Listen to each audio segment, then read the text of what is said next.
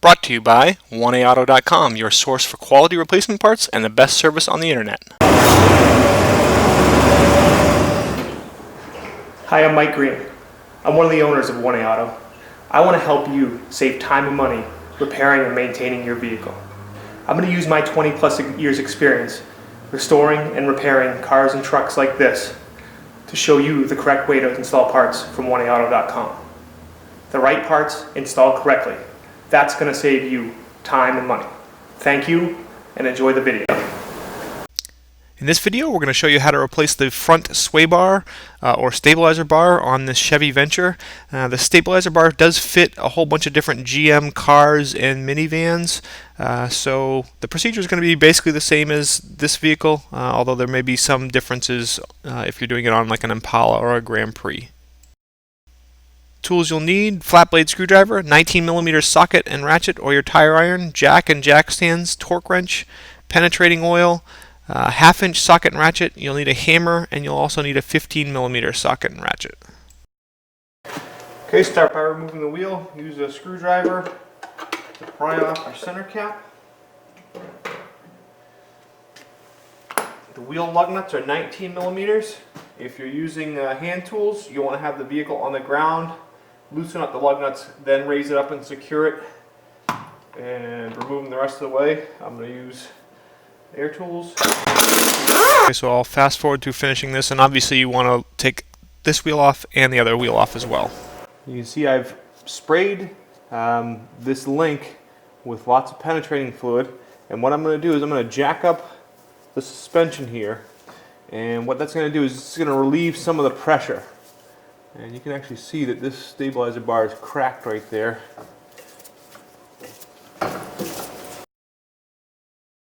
Jacking up just kind of relieves some of the pressure. On this vehicle, these are half-inch. Could be different, could be a 13mm on your vehicle. But you want a wrench on top and something to hold it on the bottom and pull.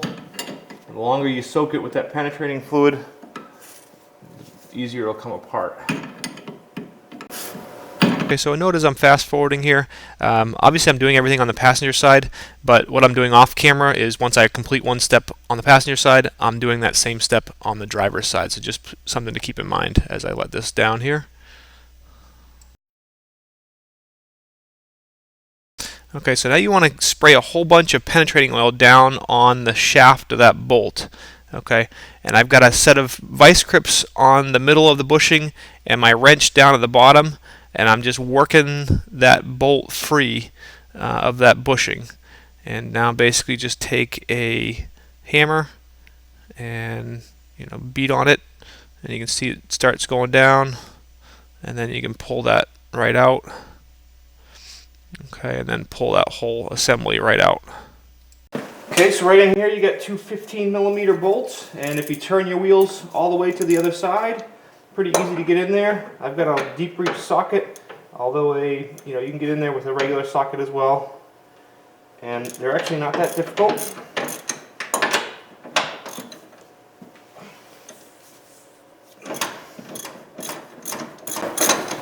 Okay, so I'm just going to use an air ratchet and speed this up a little bit.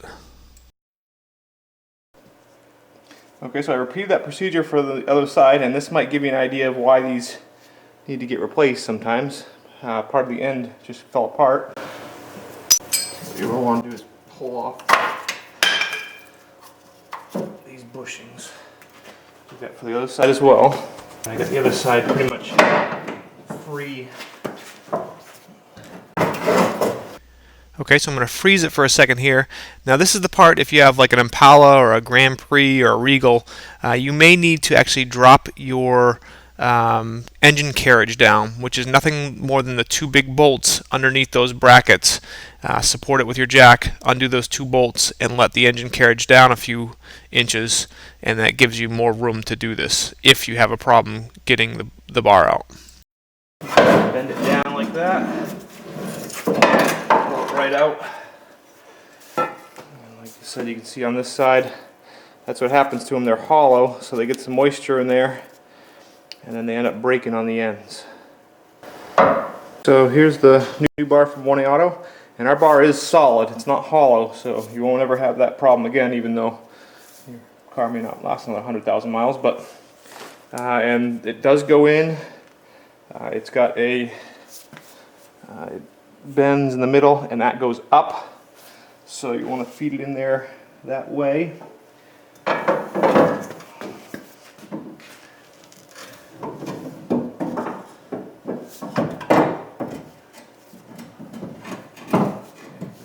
Slowly feed it in. Alright. So our bar comes with all new bushings and brackets. So I just put the bushings, just have a split in them. Feed them around the bar. Okay. Roughly in place. What I'm going to do is just use a little bit of hand soap.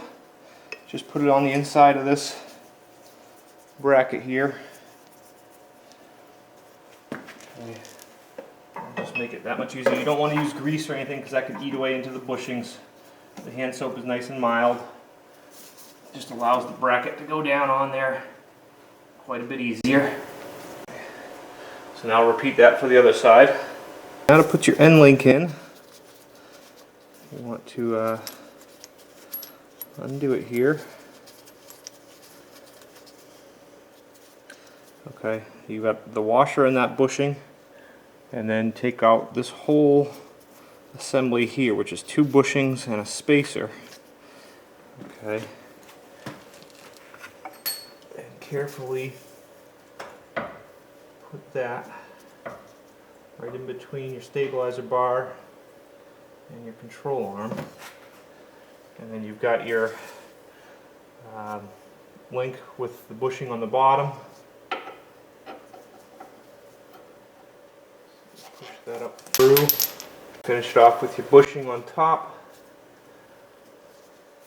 and then start your nut on top here. And then you want to put the other side together the same way.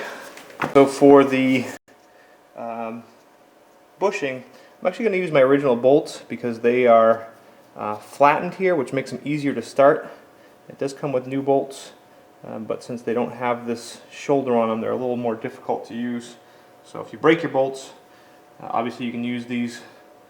I prefer using the original ones. So you have to keep the wheels straight, or else the bar interferes with the steering until you get it somewhat bolted down. So you can see I've got my bracket on here. I've got one side down, and I'll try and start this rear bolt.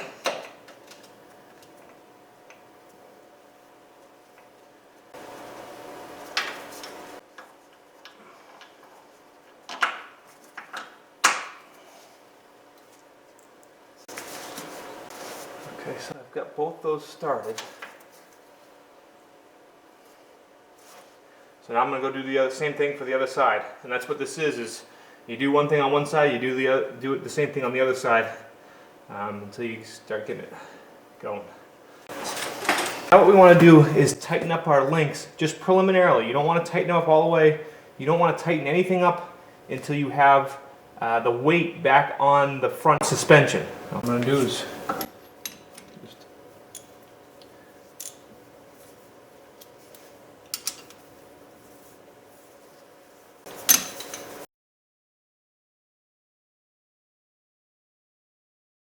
so now I'll just tighten up the other side a little bit. So I have the brackets on both sides and the link started, and what I've done, see I've got it on my wheels with a piece of wood, okay, and then over here I have it on my jack, so all the weight is on the front suspension, which it should be, and you can see it's the vehicle's off the lift.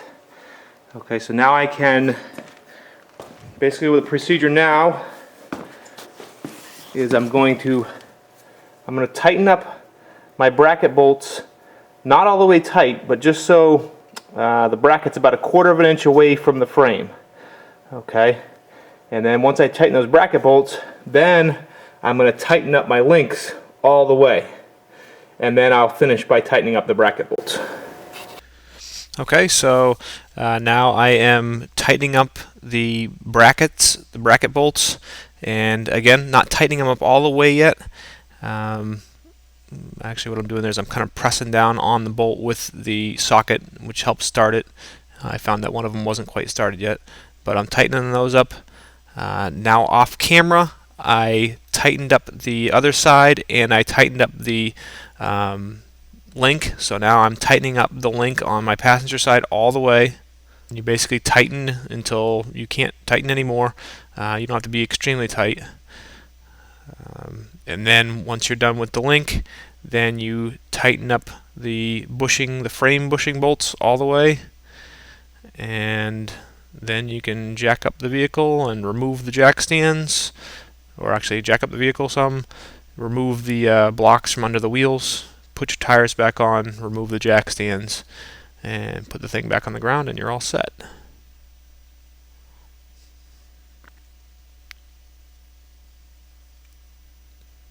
Okay, so here I am putting the wheel back on. I'll put the lug nuts on with my fingers. Then I'll use the air wrench to just tighten them up a little bit. Okay, and then with the wheel on the ground, I will tighten them up to 100 foot-pounds with the torque wrench. And I'll use a star pattern crisscrossing. We hope this helps you out. Brought to you by www.oneauto.com, your source for quality replacement parts and the best service on the internet. Please feel free to call us toll-free 888-844-3393. We're the company that's here for you on the internet and in person.